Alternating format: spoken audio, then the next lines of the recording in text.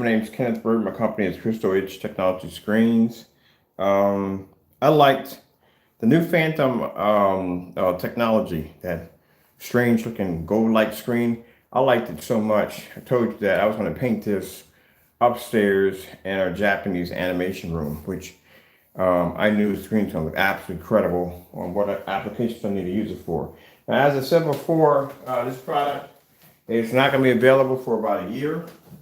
Due to the fact that it is going to be attached to our fixed frames, motorized wallpaper, and other screens we're going to have. But until then, I can still use it as a demo screen for companies. And this is the biggest screen right here we have right now. I thought it'd be a good idea to paint this one. So right now I'm just putting in. I did my screen a little different this time. Usually I take them down and paint them. This one I painted this one right to the wall, and my concern was the bar in the middle because I didn't remove the screen, but I figured out how to paint a screen literally, but the bar is still in the center of it, which is a pretty interesting trick. But I'll show you that later on because we do have some fixed frame screens coming in that I need to paint. So right now I'm just putting in the tape needed to protect my border. I'll show you up close what I'm doing here. But I figured out a way how to paint my screen while it's still against the wall, because this is quite a big screen and this is quite a small room. To pick this thing up, take it off my wall, and there's no place I can lay it at. Literally, that's not going to happen. The room is just too big, too small to accommodate the size of the screen. So I had to paint it while it's still against the wall. Right now, just using, I just thought about it. I said, you know, I don't need frog tape. Usually, if you're doing it from scratch, you would need a little frog tape. But in this case right here, I just need a little packing tape. That's all I need. So this last night, I got it early in the morning, and I painted the entire screen from one end to the next, all the way around. And I just didn't paint the little corners right there. If you see, it's two different colors. I didn't paint the corners at all. So what I'm doing right now is I'm going back over the corners, put some packing tape between the velvet and tuck it inside of here. So that way, when I take my paintbrush and go through this, then get my corners and then go back over to my roller to smooth out the paintbrush, I don't have to worry about touching or damaging the border. So that's what I'm doing right now. So yeah, I like this product so much. Don't get me wrong, I love the Black Phantom, but I love this one so much. And I said, you know what, I've got to have this on 135. And this will be fantastic for like demonstrations, for demos for companies that are interested in that technology.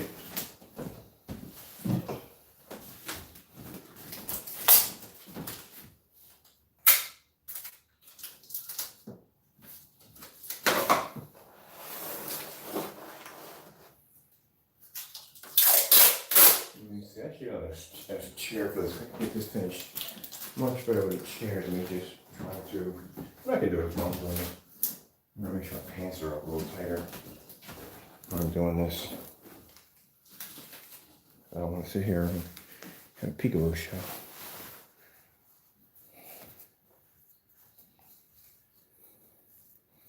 So I got two applications today. I got to go out back. I got to spray the 150 for the demonstration for the day because the weather's good. Yesterday was a bit too windy. So I can get that demonstration done.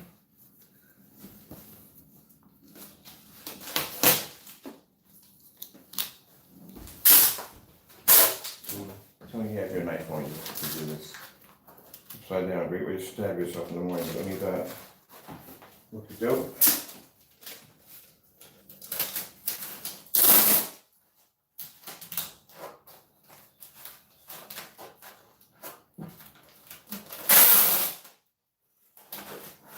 I'm going to be taking the packing tape and tucking it under the frame, so that way, and you'll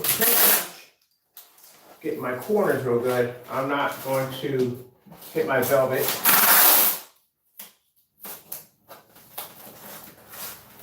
So we got a new paint for the day under Phantom. I told you there's going to be 7 of them. We have another one already downstairs waiting. So I'm going to be showing that one off to today also.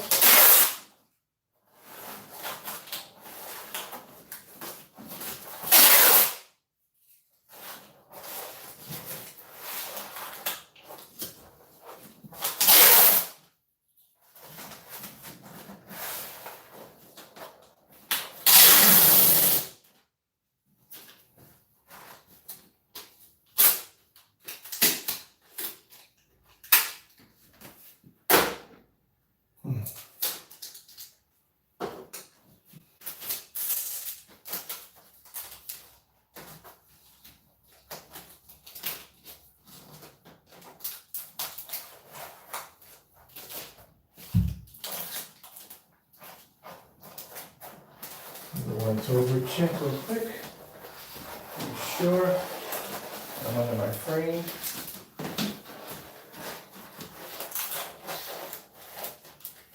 Now I'm using packing tape on this because it's very easy. Just stick it to Velcro.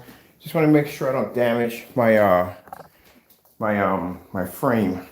Like I said, I came in last night and painted the center first, and I just left only this right here to do. I was gonna wait till our frog tape got in, but I just remembered that all I need is packing tape because I'm just protecting the velvet. Now, if you're gonna be doing a motorized projection screen, which I have to paint 2 of those a day. If you're gonna do a motorized projection screen, you want to make sure you have frog tape. You don't want to mess around with that.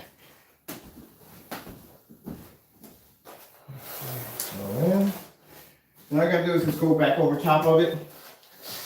That's my roller. I'm gonna roll into our paintbrush first. The paintbrush doesn't allow us to get into those little corners that we can't get into. And then from there, I'm gonna smooth it out with the roller. And that's it. I liked how the colors and contrast popped off the screen downstairs. It was absolutely beautiful. This would look amazing on my anime applications. And that's why I decided to paint this screen in. On top of that, I told you that we start off with the small screens. Our small screens are 50 and 60 inches. Those are small screens. Then we move on to we put the screen after past the application. It's really good. Then we blow it up on 135 on a bigger screen. I got another 100-inch screen we're doing for demonstrations also downstairs too. So we're gonna be doing that too. For a minute, I thought that was my cat staring at me. It's not a box of something's right there. So let me get a brush and get my corners. And then I can roll it in. Okay.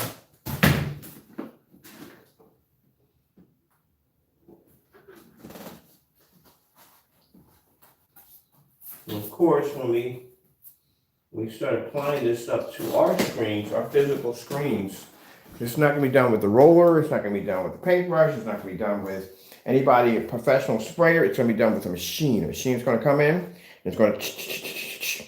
We got somebody come in and program the machine. The machine can come in and paint a perfect application every single time. That's what I'm investing into. We'll have one section of the warehouse that's going to process paint. And the other part of the half section is going to process customized projection screens.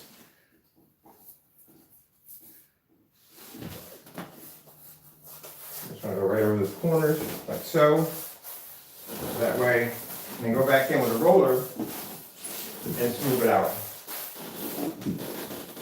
That's it.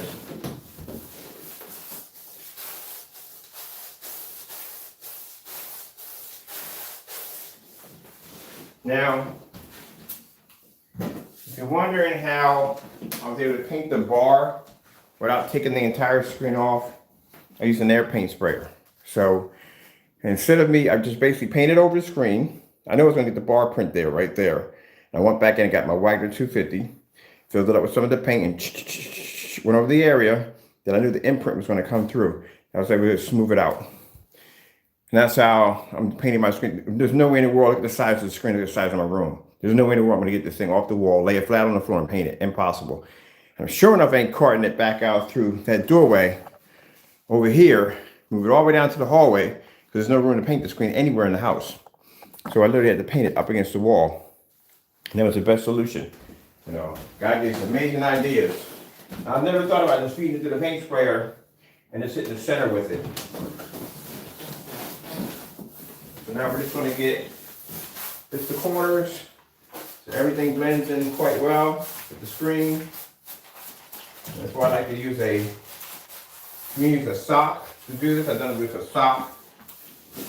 And what you do is go back over with your roller and you smooth it out. And the roller can't fit in these areas right here at all.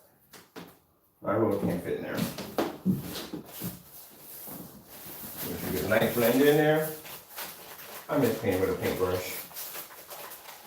Corners nice and well.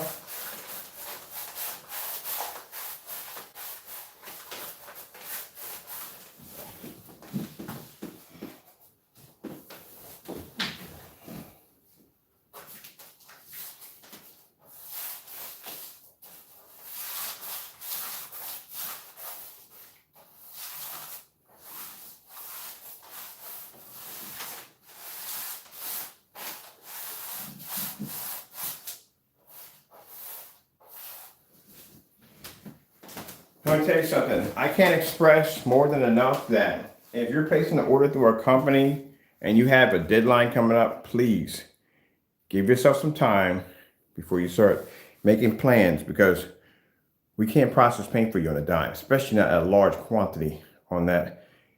I have two people came in, we had to deny their orders because, as I told you before, for me, for my company, this is for me to be able to, and I enjoy what I do. When it gets to a point where I have to rush and do this, I'm not doing it anymore. I'm done. I quit. I enjoy what I do, but I'm going to take my time as I do it. I take care of my customers. Everybody know your orders are taken care of. Downstairs on the table right now, last my orders are going out today. All done, all taken care of. Lit lights and all. But for companies, to tell you the truth, if you got a project planned or event planned, or if you're doing, got to give us a 3-day or 4-day heads up before you try to drop an order on us that big, because we need to be able to, I need time to be able to process the order. And I'm sure enough not going to rush and go through all this craziness. We also suggest we can help you out. If you can't figure out how to put your project together, I can show you how to do it. I've done plenty enough screen setups to choke a horse to show you how to get something, how to get started. But you got to give yourself some time, and you got to give us some time to do something like that, to process something for you, especially finding projectors and stuff like that. So I'm not going to tell you a few things that happened. We did have somebody come in. They wanted 50 projection screens. I can process an order for that. It's not a problem, but the problem is that you got to give us time. And if I feel that, you're saying, well, I have a deadline, it has to be out by in 3 days from now, and so on, so on, so. Nope, sorry, I'm not going to do it, because I'm not going to kill myself or something like that. You got to give yourself some time. We don't have this. I don't have this stuff in stock. I have it made to order. That's what made to order is. There. It's made to order. So, you don't have it in stock. It's made to order.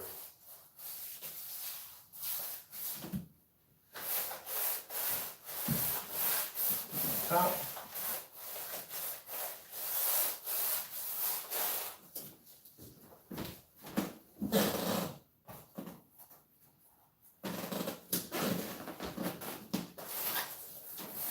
Everything we have is made to order.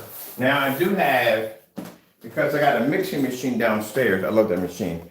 I do keep an extra 5 gallons of each product downstairs, just in case. If I have an order that comes in from a customer, they may want 2 gallons of paint, I can just go in there, drop it into containers already made, set to the side, and I'm good to go. But anything over than that, I think about 20 gallons we have down there. Yeah, anything over than that, I don't do. I don't have it down like that.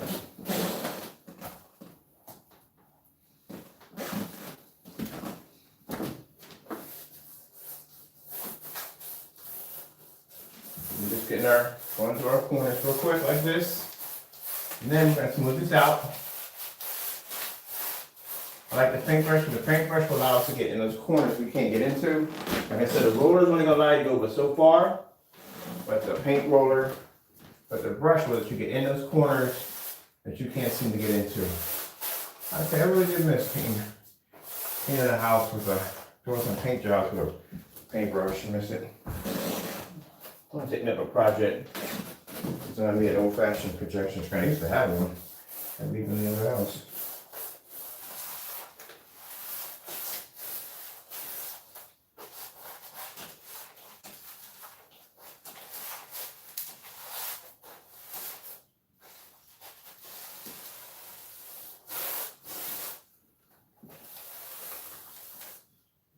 Okay.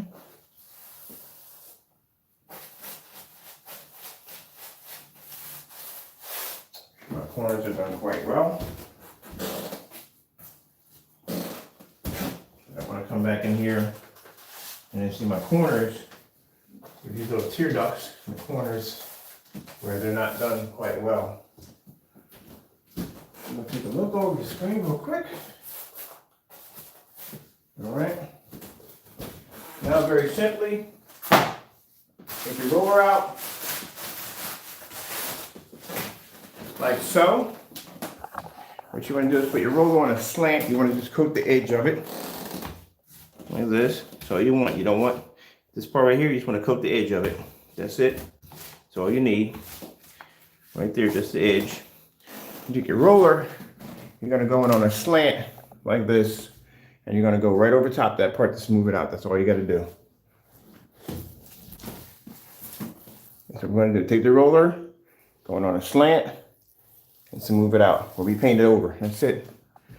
Put you over here so I can get that done a little faster. A little hard for me to do if I'm holding the camera and rolling at the same time. Smooth it out. It blends into the screen perfectly.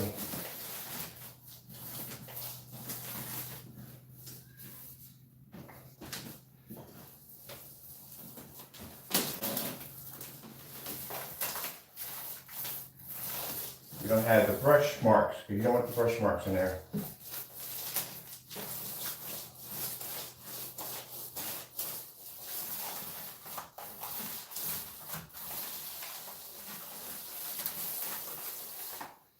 One side.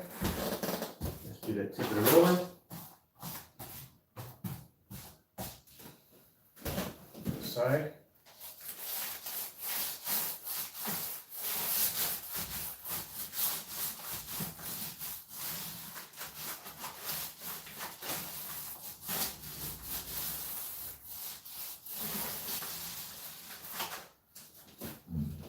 More here. So it took about, didn't take much, it's 135. I only made a gallon of this stuff for myself.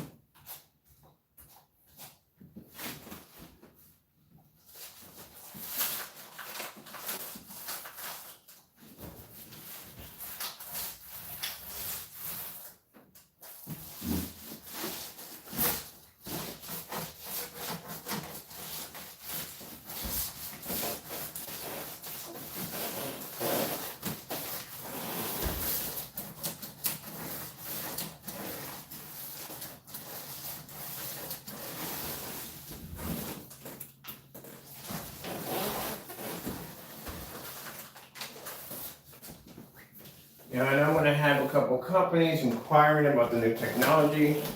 Sorry, this stuff is not gonna be available for another year.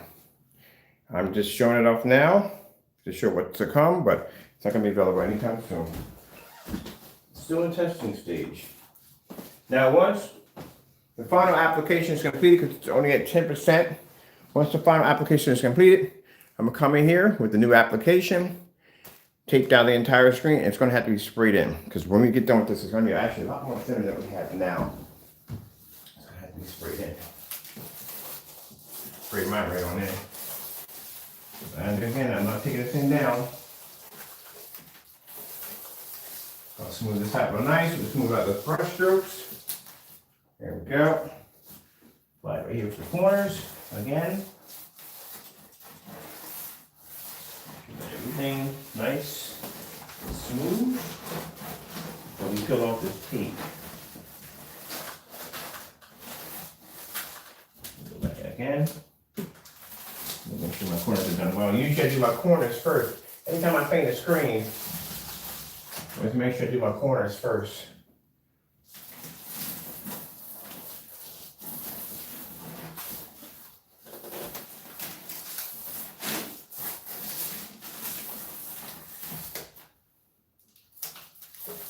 Alright, throw a fan on. Get one nice gentle roll over.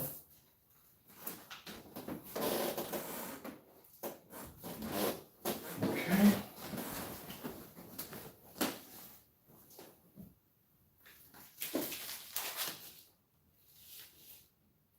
I already have a projector set up in the room. I was playing around with this last night.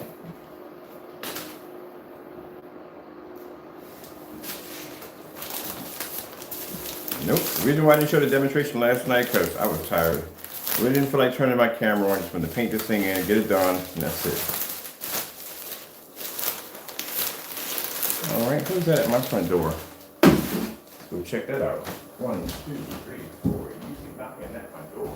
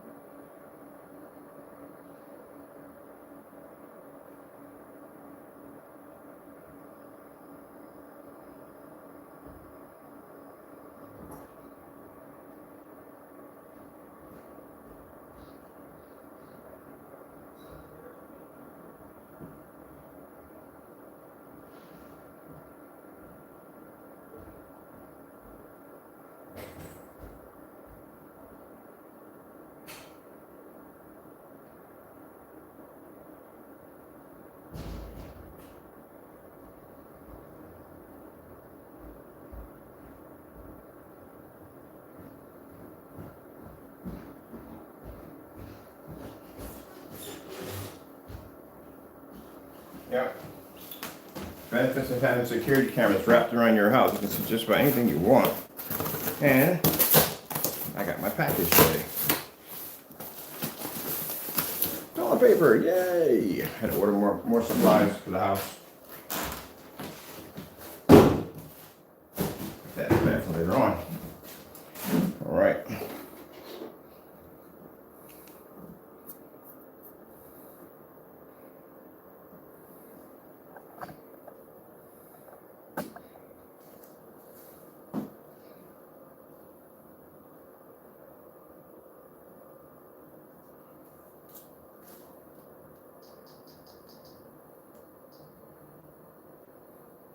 Attention foodies, with this fusion of prime rib steak, melted cocoa, and other magical nuggets.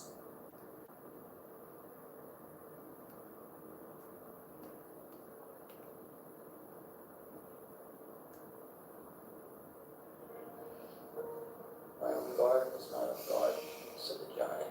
So he built a hut.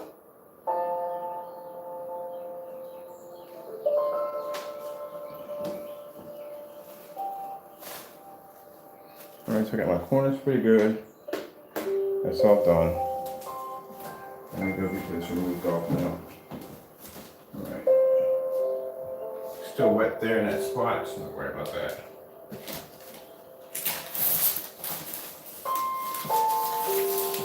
It's stuck in there pretty good.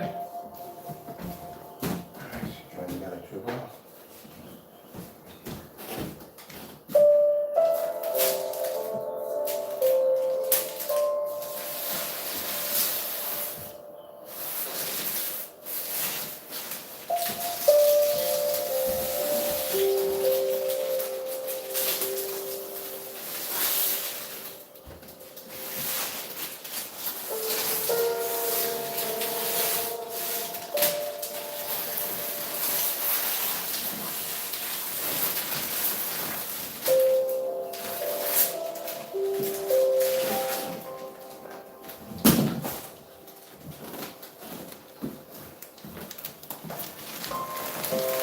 Nice.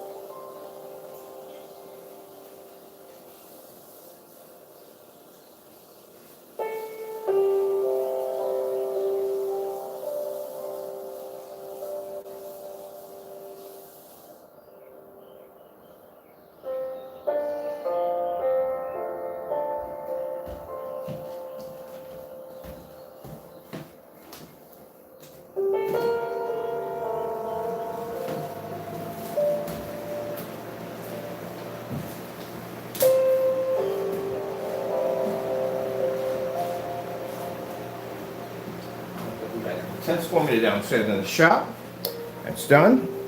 I'm probably going to paint a 100-inch screen today for the demonstrations downstairs, which I have to do. And after that, this goes on the shelf, and I'll revisit it probably in another 3 or 4 months. Because I got the demo screen already painted and done.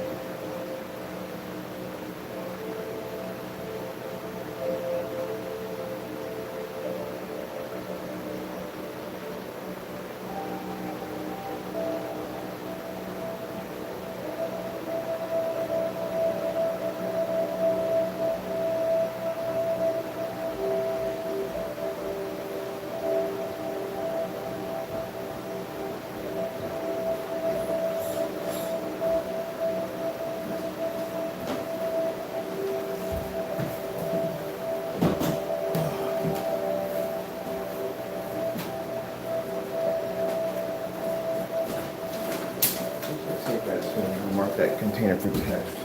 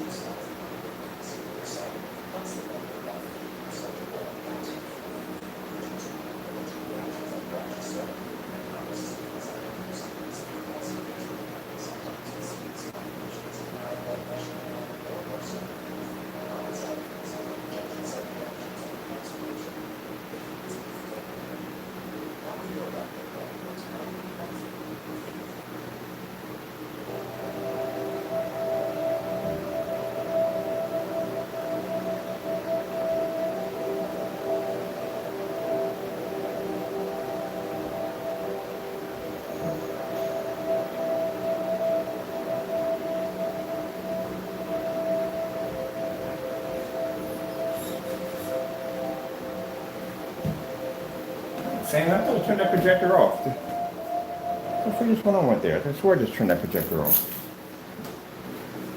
So right now, we're going out, swap our projectors out again, because in this room, I'm putting in a Chrissy short throw. So I invested in the lens for this projector. These projectors, like I said, have interchangeable lenses. So I can make this a short throw or an ultra short throw, but I'm gonna make it a short throw. I don't want it on the floor because I got this huge one-piece animation rug coming in, and I want to be able to see the entire rug. I don't want a projector in the middle of my floor. So I'm going to mount it up here. Since we have a ceiling fan in here, I can mount it anywhere I want. I can just put it on a shelf right here because these projectors have lens shift. Stick it on the shelf, have it come down and knock out to the screen. I'm good. So I ordered the short throw lens. The short throw lens on that one was much cheaper because it was like $500 for the lens. So that's the beautiful thing about having these projectors, that I don't have to buy new projectors in here. I just buy me a short throw, ultra short throw lens and just swap out my lens. Easy. I found the button at the bottom. You just hit it, pull the whole lens out, pop it in. I'm done. It's another advantage point of Venue projectors. You know, you don't have to really go out and buy any other projector because that thing does everything for you. So I'm going to get ready to start installing my shelf for this one and picking up my short throw lens. When the lens gets here, we'll install that in, which is going to be easy, fast to do. Want to see how the projector's going to look in here? And I went online and got myself another Chrissy 501. Somebody was selling one for $370. I picked theirs up too. If you're selling Chrissy's right now, you got Chrissy's on there and your price is good, you're not gouging, because I know how much these projectors cost, and you got a fair price, your projector will be sold by the end of the day. I guarantee you. I'll be the one to come in and pick it up. Or, as I said before, eBay merchants, if you're selling projectors and your projectors are legit, which means if I get one of your projectors down here, we do a live unboxing and your projector works out perfectly at all. We don't have no problems, no flashing lights, overheating, shutter technicalities, none of that stuff. It shows it perfectly. I'll post your link everywhere. I've did it to a few people who were selling the Chrissy's, I think the LW50 something, whatever. Right there, same projector just using demonstration, that one right there. We're using this, but they're selling, he was selling these right here. And he was selling them for 230 bucks. Man, I posted that link everywhere. That link was over, people were asking where you get the projector from. Here's the link, you can buy it from him. He sold out in no time at all. I went back in to get another one, he had no more, he was sold out. So I will post your link everywhere. But if I do an unboxing on your projector and that thing doesn't light up, and you basically sent me a projector that's broken, we got a blacklist on the website. And I've been telling my customers, every time my customers chime in, they call me up and they're looking to get a projector, and I can direct them to a merchant. If you do good, then you'll make money because I'll make sure I'll send business your way. If you don't, and you're basically cheating people, then you'll be on the blacklist, and I'll tell them, look, there's a blacklist right there. These are people you don't buy from. you end up on that blacklist. And keep in mind, when we put you on a blacklist, we don't put you on a blacklist for the sake of just putting you on there. There are video demonstrations to back up what you are. We'll be able to show that you're on that blacklist. All right. So anytime we do an unboxing, also too, unboxings come in handy too, because when I have to go to eBay and I have to go to YouTube, PayPal, we go through the legal department. We go to file our disputes. We can show a video of us doing a live unboxing. Like, look, the lights were flashing, it wasn't coming on, so on and so forth. I don't know why people do that. I don't understand why they do that. Why would you send somebody a broken projector? Because at the end of the day, you're still going to get the money taken out of your account. It's still going to go back to that person. So why do you even do that to begin with? That's the dumbest thing you could ever do. Unless they're doing an insurance fraud, like one guy was doing an insurance fraud. He basically, I guess projector got here, was no wrapping, and the box was an NEC, a nice one too. 5,000 NEC projector that came in. Needed the projector for work. Technically, to tell you the truth, it messed me up because I had to go back and reorder another one. But anyway, got here, had huge cracks in the chassis, and the lens was missing. There was all kinds of stuff. I'm like, what the freak is this right here? I go to plug this thing in, thinking, okay, lens is missing. Worst of all, worst, I can buy myself a new lens because I need it for work. And the crack in the chassis, depending on how bad the crack was actually pretty bad. So the box was flimsy and brittle. There was no wrapping in the box, nothing at all whatsoever. And I was like, okay, I got a call. Which one? We did the live unboxing. Projector didn't pull up. I did the live unboxing. I contacted PayPal. I contacted him first. I contacted him, talked to him first, because he had a number up there I can really talk to. Because I was curious, why would you pack it this way? And he goes, oh, you got the box and everything, so and so. Don't worry, just send it back. I'll give you back your money. I was like, oh, I see what you're doing. Insurance fraud. So it basically marked the box up for more what it's worth. So they got damaged in shipping. He probably collected a cool $1,000 off of it, or probably give my $500 back. That's it. Said, nope, you're not pouring this nonsense on anybody again. Report that you're behind.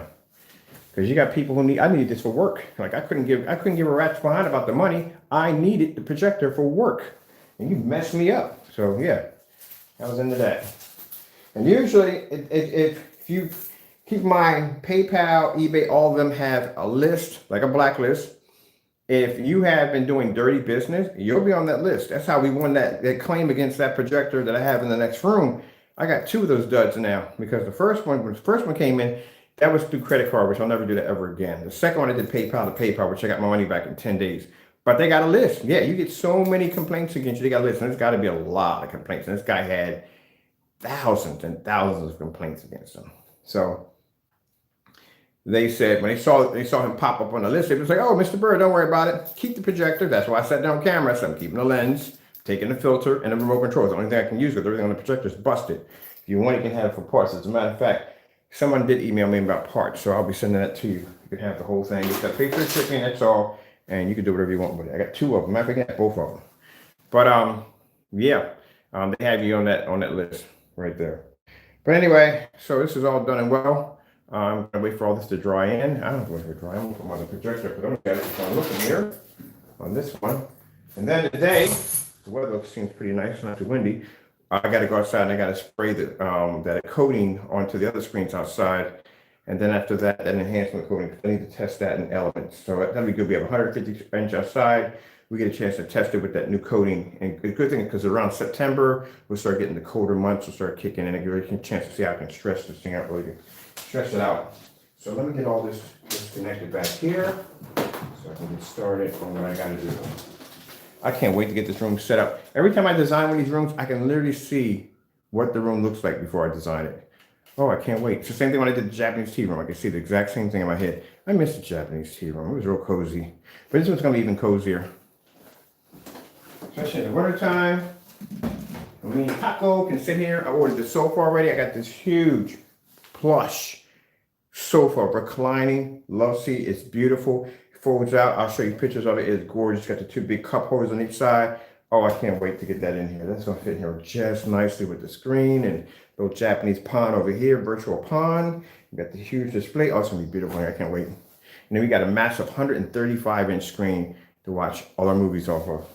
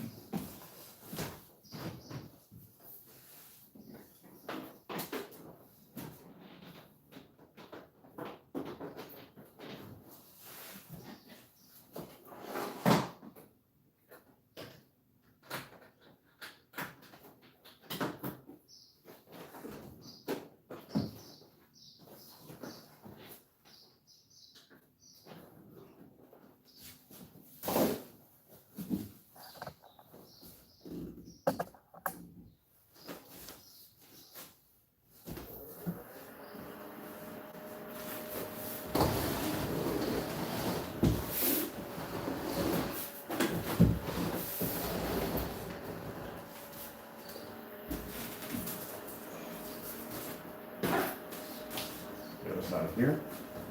Put on.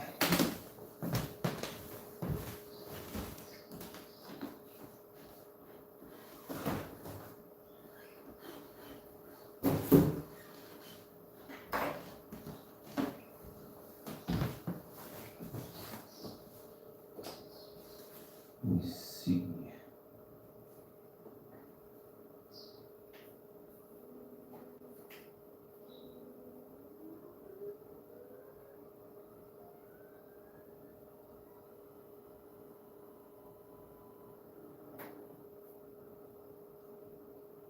This is why we gotta use short throw in here. Definitely use short throw. Let me see.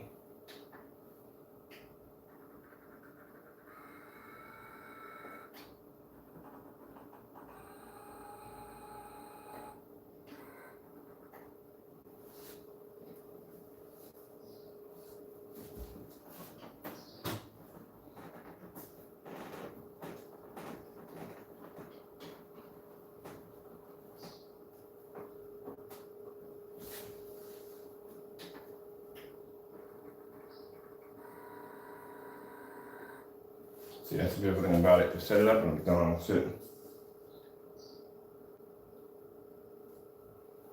And a little control can, if you didn't lose that, hopefully. In here. Nope.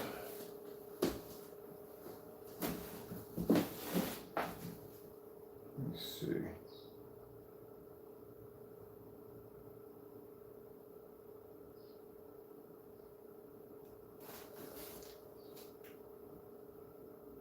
Or somebody recording OLED off OLED.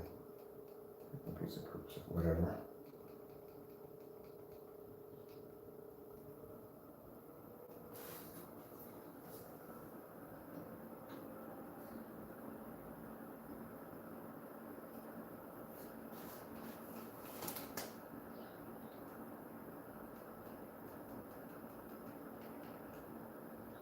Nope, not asking for that. I don't know why. Oh, okay, I see what I did doing one. Sorry about that.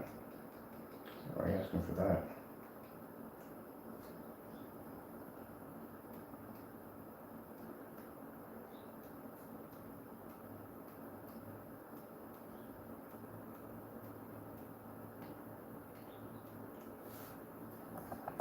We went from a beautiful day to one in which our world changed dramatically. September 11th, 2000.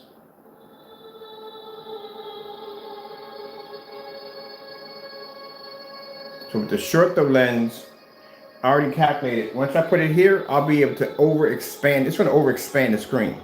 That's the cool thing about it. I can zoom it to have it fit just right.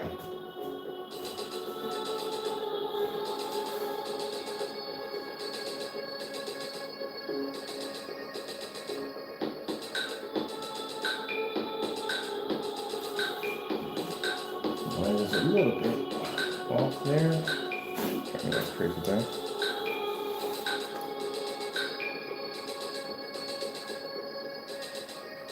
On the other hand, this is the 501i. Like I said, the short throw lens is around $500. For the Christie LW505, and that lens right there is like $8,000. So that's for some reason different ones. The lenses aren't. I'm not going to be all the same. Some are going to be more expensive than others. But this one, for some reason, the 505s are like $500. I'm like, oh heck yeah.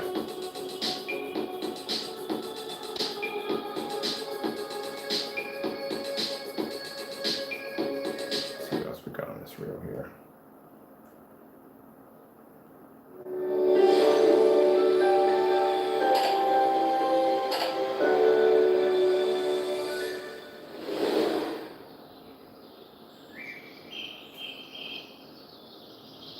Oh, this is going to be gorgeous.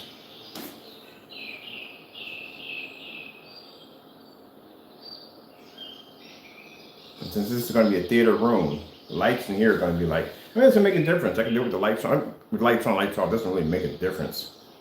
You know what I mean? It's AR technology. It's advanced AR technology, so it doesn't really make a difference at all, period. What we have in here, but this setting for this room, it's going to be like a movie theater setting. That's how I want it.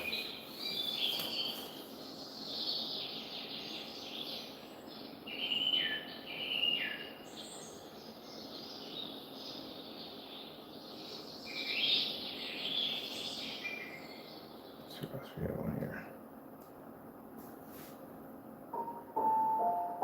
The white levels. White levels are quite impressive. So when we're done with this, I'll show you another one. Like I said, one was developed yesterday, or actually we got developed. This one was developed yesterday. Early in the morning, which would make it today, there was another one developed. So we have another one downstairs. I'm not coding that one until I can get myself a much larger screen, because I don't have any larger screens downstairs to display off. We don't have any 50s or 60s downstairs for it. So I'm gonna have to pop over to Home Depot and pick up a couple pieces of that plastic cardboard or plexiglass or whatever, so we can do those demonstrations. Tomorrow we'll have another one after that. I told you I want to get all 7 knocked out, 1 per day, so we can have these already set up for future tests. And in mind, this is not a screen painting forum. This is going to be used for our physical projection screens. This technology will not be out for another year. So I had to have one after seeing the demonstration downstairs. I'm like, oh heck yeah, gotta have this on 135 inch. This is why I have it up here. But like I said, the screen's only at the formula is only at 10% done. So when it's finalized, I'm gonna come in here, tape everything down, spray my screen in. But I'm probably not gonna have it, this screen's gonna go. So I'm gonna take this entire screen out. I'm probably gonna get a 135 inch piece of plexiglass, because these are designed to be on edgeless screens. And it's no point putting it on a fixed frame screen, because I want people thinking we're gonna design fixed frame screens. I have no interest in designing fixed frame screens. All my screens will be wallpaper. It's much easier for the customer. Customer doesn't have to come and do any assembling. They have to put it together. Just take it out of the roll it comes in and connect it to your wall, and you're it. I'm not going to tell you how we're going to have them connect to the wall, but it's going to be pretty interesting how they're going to connect to your wall. I mean, no drilling, none of that stuff, no tools involved. We want it to be as easy as possible. And when you get done, take it off, roll it up, put it back in the tube, and you're done. So we're probably going to do wallpaper screens all the way up to around 200 inches. We're going to definitely do 235.1s, because I do plan to have a black 235.1 wallpaper in my house, a few of them. In my house, probably a few in my kitchen too. Not this house, other house. Other house. I'm working right now with my real estate agent. I'm looking at houses right now. I need a pretty good sized house.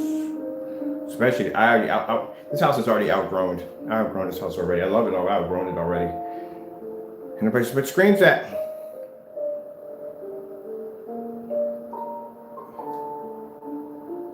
I'm going to show you with the partial lights. Like I said, it really doesn't make a difference. Lights on or off.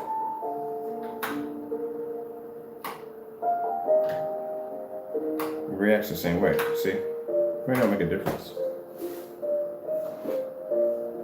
Let's get something else on here.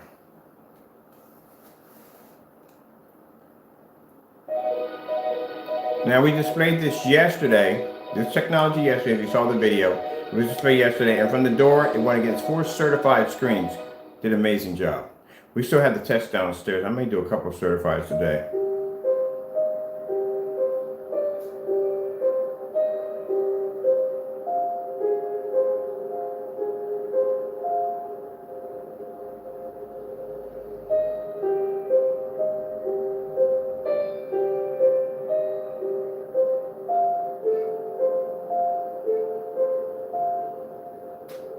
I'll tell you something, when we get done with these formulas, these are going to be screens that you have never seen before. I mean, it's not going to be your traditional. Only one we got, they're pretty much, well actually, the Phantom is being redone.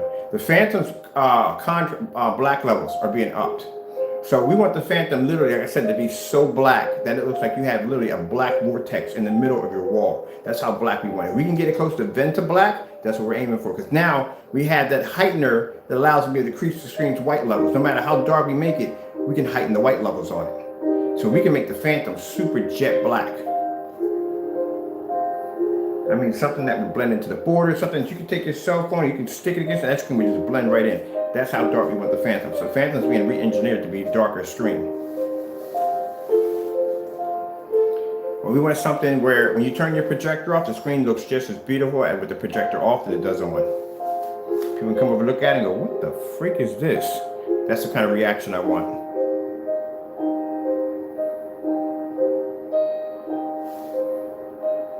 So they all have these real strange colors attached to them. No traditional grays, none of that, no gunmetals, none of that, right? Something completely different.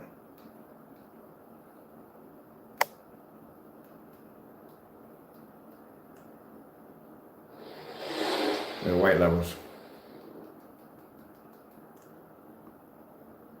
That's how high the white levels are. White levels are crazy high. We can get them higher than this. This is, mind, the screen's not sprayed with a heightener. So heightener would actually boost the white levels higher than this. I don't think we're going to need it.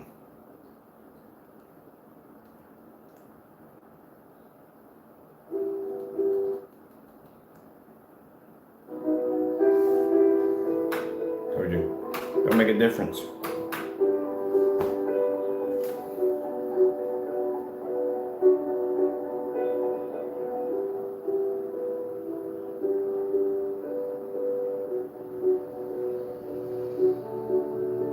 Now, how they're going to set it up, and I'm pretty sure they're going to set up companies that are going to be interested in buying our screens in order to obtain your contract. And this is what I like to do. In order to obtain your contract, they have to buy so many of us every month. Nike does it all the time.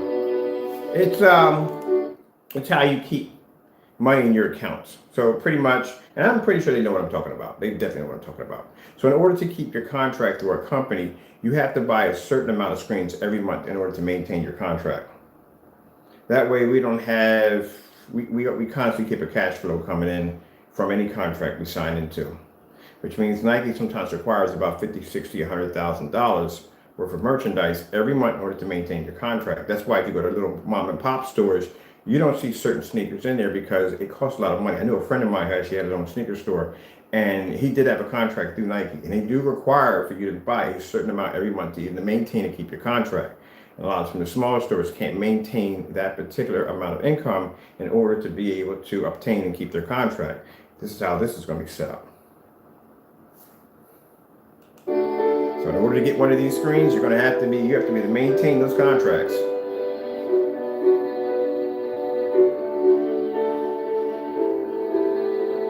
Imagine you get like 20, 30 companies under your belt that are paying you blah, blah, blah, blah, blah every time they actually to maintain their contracts. There you go.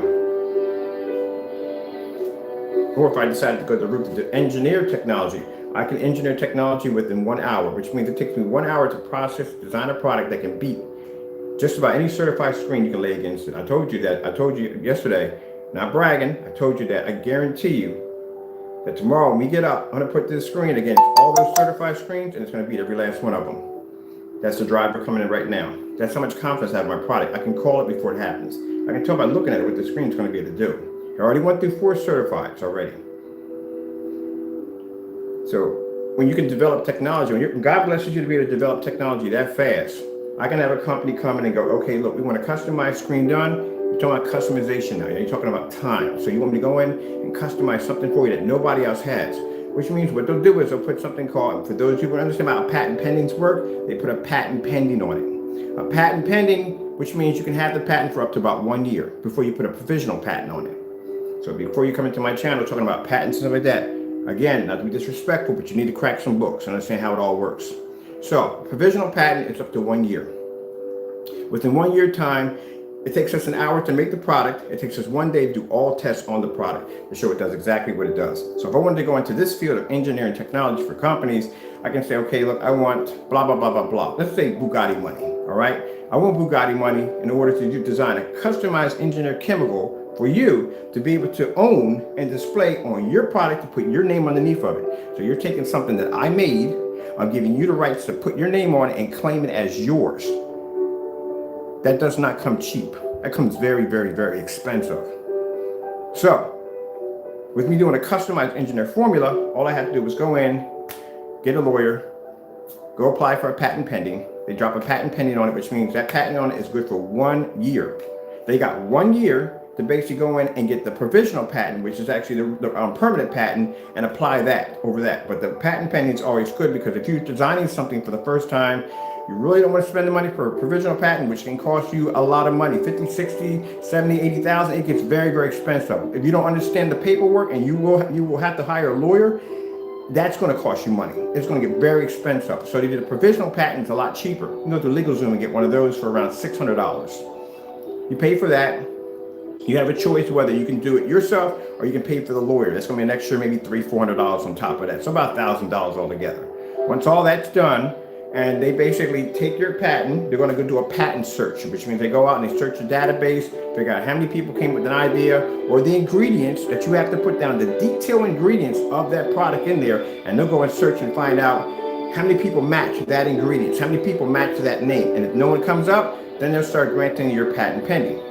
Get that back, you get your notification, you get your certification, you get your ID number, all that comes in, verification, all that comes in into the mail, you get all that. And now you have protection for 1 year.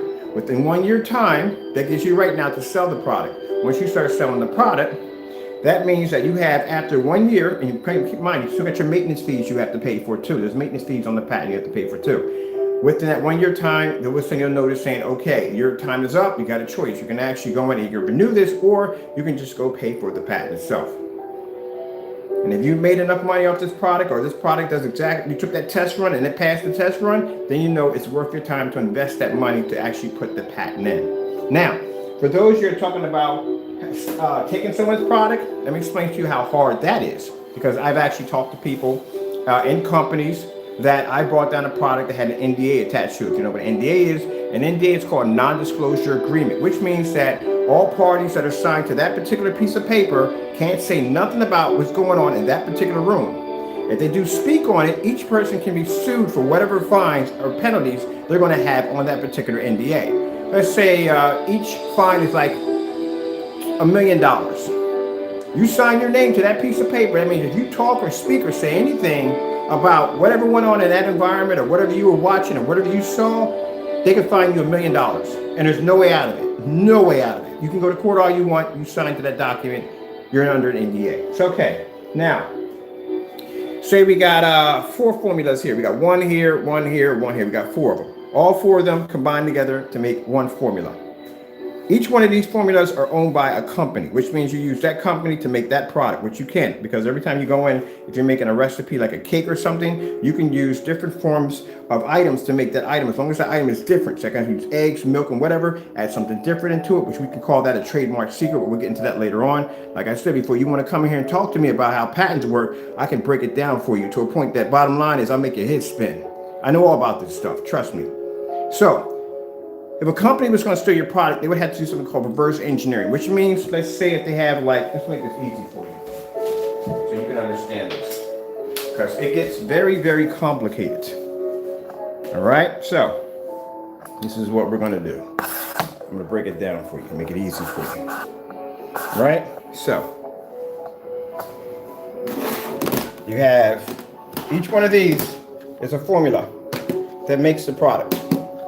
Each one of these products is already under a patent or by another company. So they own the rights to this, this one owns the rights to that and that. But by you combining all these together, you make a completely different formula, which they allow you to do that.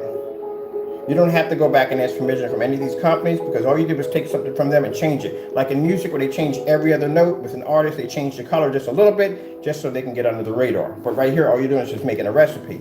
Now, there's several different patents you have to fill out. One can be an engineer patent. That's pretty much what they did to build the screen. Or one can be called a formula, or they call it a chemical patent, or whatever they call it. It's a name they have for it. But anyway, it's under a different category, but you have to fill out for it. Now, if you were to break this down, say you were coming in, you got somebody's product, and you took it to a lab and you wanted to break it down, right? If anything comes up in your product, so that person comes in and says, hey, look, this person's making my product without my permission. And if he can show that, if they go take his product down to a lab like this, take it to a lab, and they break it down at the lab and they say, okay, he has everything in that product that matches on that guy's patent, you're sued. Right there from the door. Now, say if he altered it and he changed, he put something in completely different. All right? Then he might be able to get away with it to a certain degree, but like I said, at the end of the day, if they can show that it comes close enough to it, you're still sued at the end of the day. That's my driver right there, who's not in my driveway. She knows I'm on a live stream, so she knows I have to call her back. So she knows I'm here. I'm not going anywhere. All right. So now, say if a company wanted to reverse engineer your stuff and break it completely down. That means each one of these items, they're going to have to break that formula down. Imagine a can of paint, like poly. They're going to have to break down every single element that makes up that particular form of poly. So What makes this product right here? Say there's 20 or 30 or 40 different elements in this one item to make this item. They have to break down every single one of them. They have to start from scratch. Or they're going to have to go back to the company who owns this and ask for permission to use their product. And sometimes the company won't allow you to do that because they don't want you knowing too much about how their product is designed or made. They don't want to give you that information. Because then on top of that, they're going to want to profit from that too. And some people want to cut in on the profit. They want to keep it all for themselves. So 60 items to make this product right here, right? 60 formulas, which means out of one formula, they're going to have to break that formula down to its bare elements and rebuild it all the way up, all over again. So it has nothing to do with the original formula that made this product. And they'll have to do that 60 times. For each one, they'll have to do it. If you have any idea how long that takes and how of a nightmare that is, you have to bring in a chemist, and the chemist is going to have to figure out a way how to make, like say if they figured out a way how to make an interesting color of red, just one item. He's going to have to go down and break that element all the way down to the beginning and start all the way from scratch using different elements that have nothing to do with the original elements of that product.